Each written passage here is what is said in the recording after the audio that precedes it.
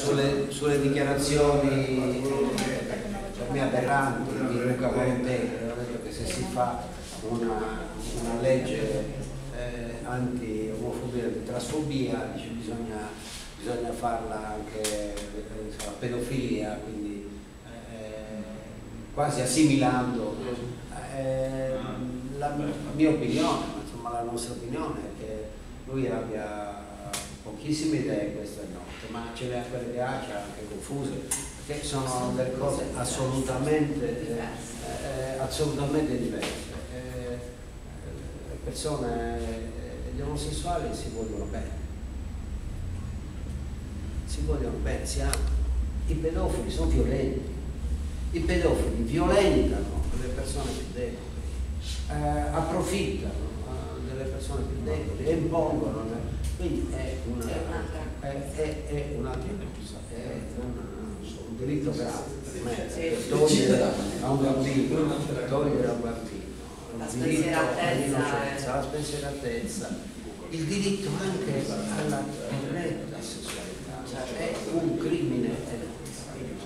Quindi insomma penso che siamo tutti d'accordo nel ritenere che veramente se la poteva evitare, se non se l'è evitata è già una cosa.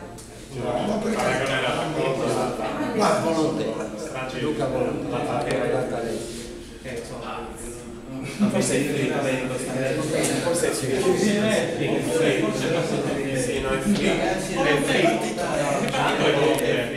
UDC è free? No, è free, no. Molto free.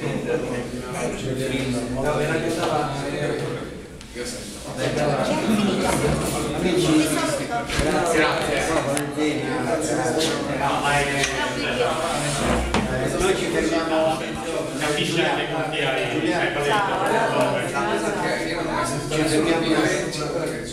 Perché questo di così non riesce a fare. Lei è un medico, lei è uno psichiatra, perché è come se andassi a parlare di sanitario o di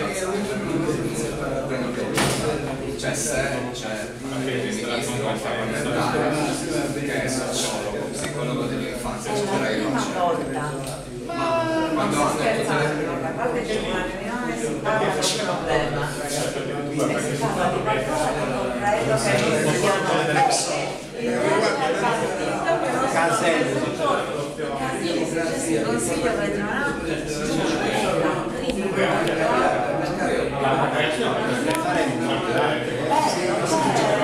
Questa è la si parla delle persone che